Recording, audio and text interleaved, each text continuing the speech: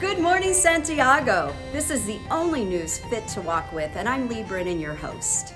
Welcome to the first episode of Good Morning, Santiago. This show is all about the love affair we all have with Santiago, the Camino, and all the pilgrims that walk the Camino. Right now, I'm standing right on the street of Rua Nova, and I'm right in front of the church Maria Salome. And Maria Salome was the mother of St. James, so I think it's a perfect place to come and visit when you are a pilgrim. I'll show you more of that a little bit later, along with a couple of other surprises, one being how a great Café con Leche is made. We'll take a stroll all the way down Rua Nova so you can see some other places I love to go to. And we will also talk about events that are going on in the city this week in case you are walking in. And lastly, Maria will be here with us to talk about a very popular Spanish phrase that you want to be able to pronounce correctly. Stay tuned. So what's the vibe in Santiago this week? It's rain, rain, rain, and more rain. And that's coming from a girl that used to live in Seattle. I have never seen such rain. But we do have those few moments where the sun comes out, and then the next thing we know, it's raining again. So if you're in Santiago, make sure you're carrying an umbrella. So good news for me this week, my visa was renewed. I was super excited about that. So I'm gonna be here another 2 years. And while it's raining here, guys, I'm hearing it's snowing up in the Pyrenees. So if you're getting ready to walk, make sure you realize the Napoleon route from Saint-Jean is currently closed and it won't reopen for us until April 1st. So the city. I still think it seems pretty busy, although today not so much. But over the past week, it's been busy. We had a lot of tourists here in town for Dias de los Santos. And of course, there were still quite a few pilgrims that were coming in. That's something to remember, pilgrims. If you are planning your Camino and you want to look at the dates of the national holidays, because if a national holiday falls especially around a weekend, you can expect restaurants and hotels to be super busy. So always check that calendar and consider when you're going to be in Santiago. As far as the number of pilgrims, we had 5,200 pilgrims that received their Compostela in the past 7 days. And I think year to date, we're somewhere right around 425,000. Now keep in mind, those numbers only represent, I think it's estimated at about 60% of the folks that actually have walked in as pilgrims, as many folks do not go and get their Compostela for whatever reason. So, are you ready to take a stroll? Let's head down Rua Nova. Okay, one of the most important addresses to know here on Rua Nova is this place right here, the Pilgrim House. Every pilgrim should know about this, especially English-speaking pilgrims. Pilgrim House is run by Faith and Nate, and you can do so many things here as a pilgrim that are so helpful. First thing, you can come over here and leave your backpack in case you want to go over to the cathedral, because you cannot take your backpack into the cathedral. So it's a great place to leave your backpack. You can also get copies made, you can cook, you can hang out, you can go to one of their debriefings and just talk about your Camino and do some Camino processing and laundry. So lots of great services here, and you can even play the guitar. They got a lovely guitar in the corner. You can't see it right now. But anyway, make sure you check out the Pilgrim House. Okay, so one of my favorite spots here on Rua Nova is this newsstand, and this has actually been here since the 19th century. It's one of the oldest standing newsstands in all of Santiago, maybe more in Spain, I don't know. But you can tell it's been raining, so things are covered, but make sure you check that out. And next, we're gonna go to a little panaderia that a lot of pilgrims go to first thing in the morning. Okay, pilgrims, this panaderia, very important to know. It's on Rua Nova, right next to the newsstand. And I see tons of pilgrims here early in the morning when I'm out walking my dog. And well, I might have been known to stop here and get a treat or two myself, so make sure you check it out, especially if you're heading down to the train station, the bus station. It's right on your route out of the city. And also if you are going out to Finisterre, why not get a little treat here? Okay, pilgrims. I'm going to show you a secret of a little shortcut we take when we live here in Santiago, and it's actually known to be the most narrow street in all of Spain, right? So Calle Entre Ruas. Are you ready to see it? Okay, so I just entered the narrow street. I was coming from Rua Nova, which was right ahead of me, and right now we're going to head to the little courtyard that divides the two narrow streets. So you can see this one, it's narrow for a street, but not as narrow as it's going to get. Let's go. Okay, so we just walked from Rua Nova heading towards Rua Vilar, and we're in the little courtyard between the narrow street.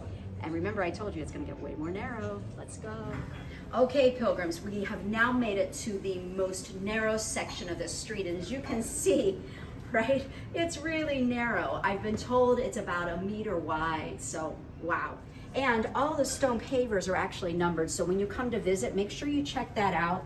You'll see, it's probably hard to see right now because it's been raining, but you'll see 13. Okay, Pilgrims, so I changed your viewpoint. Now you are looking towards Rua Vilar, headed towards Rua Nova. So if you want to look like you're in the know, show off a little bit and show your pilgrim friends, oh, I know this little shortcut in town, and hey, did you happen to know it's the most narrow street in all of Spain? So narrow, so, oh my goodness, if somebody else is coming down the street, you gotta get out of the way. Hola, lo siento.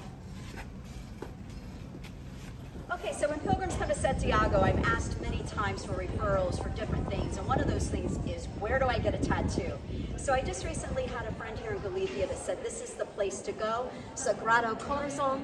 So make sure you check it out. I just had a pilgrim that came last week, and he got this amazing shell of a tattoo, and it is beautiful. So check it out when you're here, Rua Nova. Okay, so just like I told you, you never know when the rain's gonna start, but a good thing I wanted to point out to you is I love walking around the old city because we have all these porticos, and I never really understood why we have so many. You know why we do? Because it rains all the time. So my dog and I, you'll find us walking right through here on any rainy day. Okay, everyone, I almost hate to tell you about this next place, which is Bar La Tita.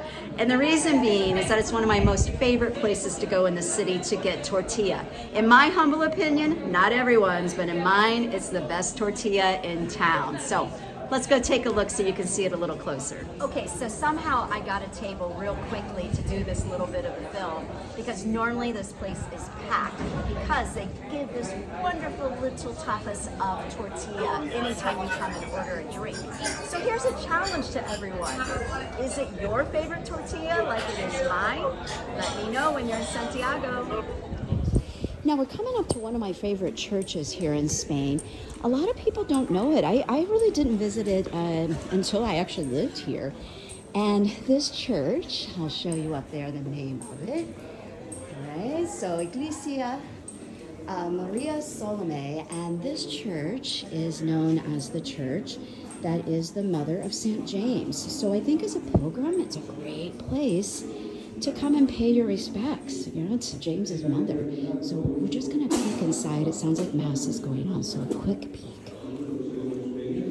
Al lado de Dios, la plenitud de Dios colmará de tal forma nuestro corazón que ya no será necesario, pues eso, la ayuda de nuestros hermanos. Okay, so no trip down Rua Nova is complete for me unless my friends and I stop right here, which is Mori Coffee. So we're gonna be going in a few moments, but I just wanted you to take a look because it's so beautiful. I think Pedro is here. Buenos dias, Pedro. Hello, Leigh. Good morning. Good morning, ¿qué tal?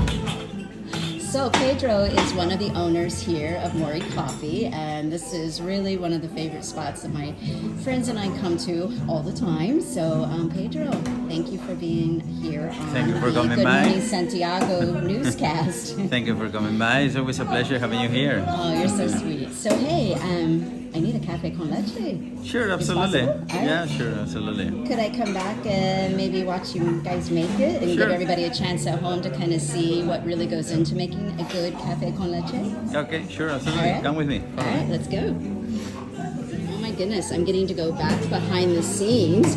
I've never been allowed behind the counter, Pedro. He is Samuel. He's our head barista. And Hey, he's Samuel. gonna do the coffee with me for you. He will nicely explain to you the steps. It's Okay. not very difficult, but some details are quite important, okay? Perfect. So Samuel's one of our favorite baristas here, and he's always getting us all of our coffees. So, all right, Samuel, tell me when you're getting ready to make the café con leche, and I'll kind of zoom in to see what makes café con leche so addictive. So first, we pull a short espresso. We clean good the basket to clean out the rest of the old coffee.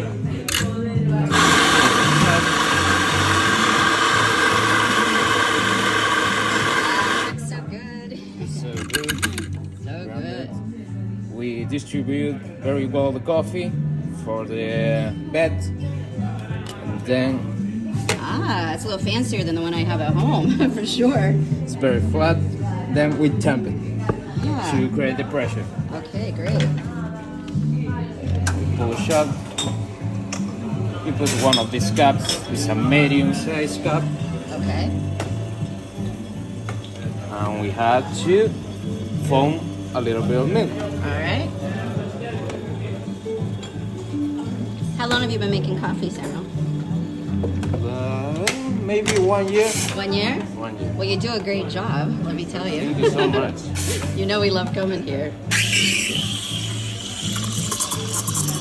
We introduce summer, not too much.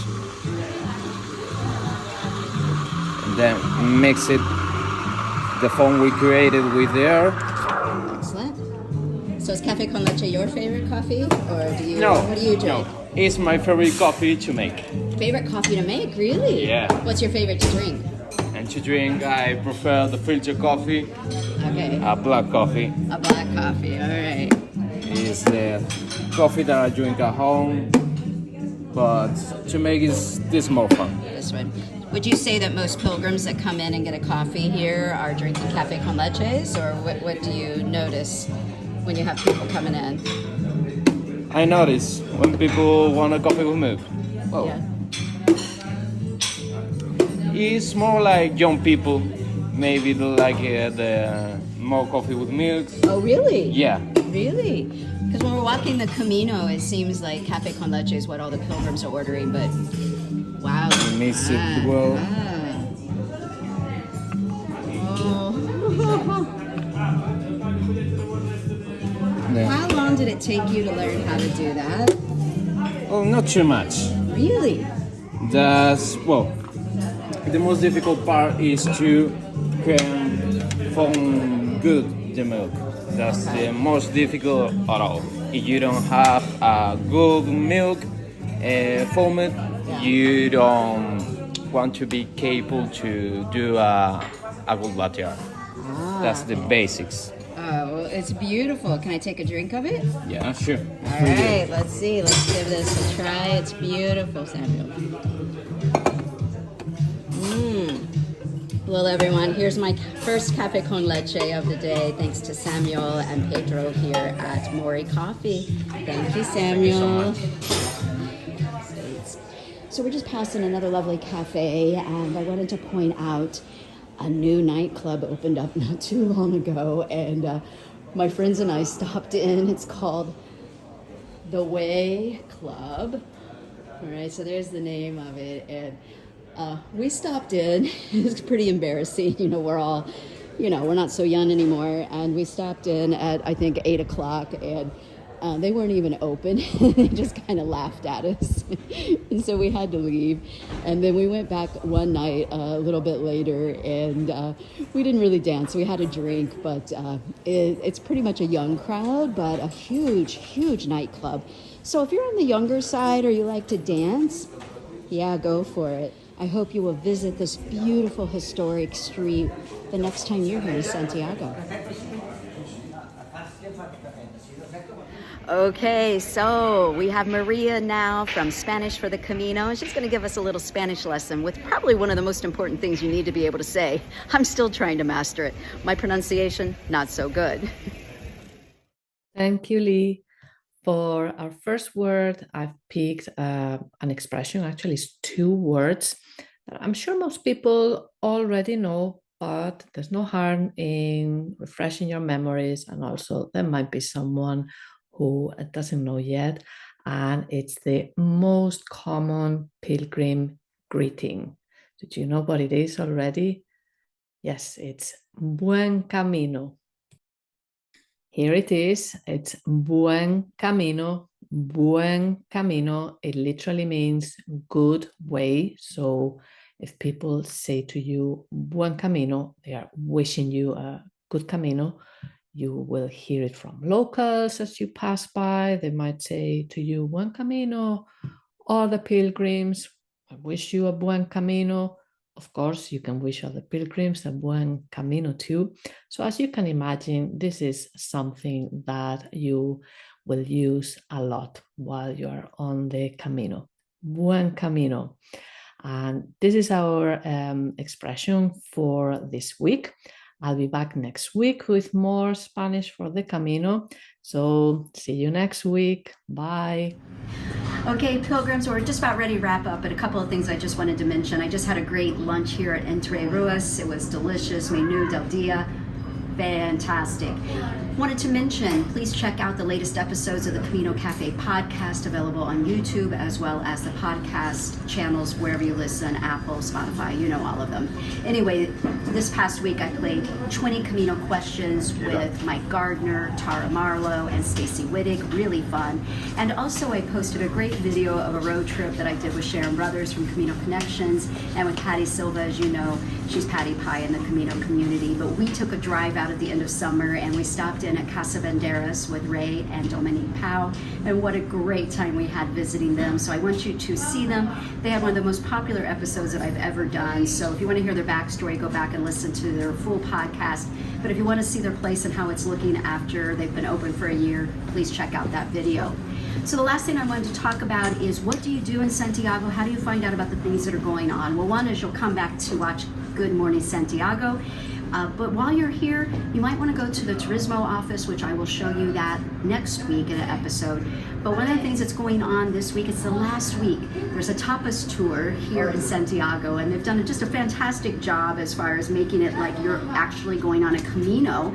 And if you decide that you're going to do the Camino Frances route, they have different tapas that you try at different restaurants, as well as different drinks. And if you go to these places and order a certain tapas and a certain drink, then you can complete all the route of the Camino Frances or the Camino Ingles, but tapas style. So really fun.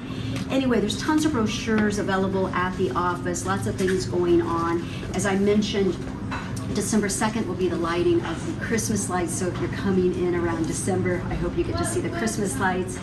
And I think that's going to be it for this week. But come back next week. I'm going to have all the news from Santiago, all the news that is fit to walk with. So remember, it's Good Morning Santiago. I'm Leigh Brennan, and it's been a pleasure bringing the news of Santiago, the Camino, and the pilgrims who come to this beautiful city. See you.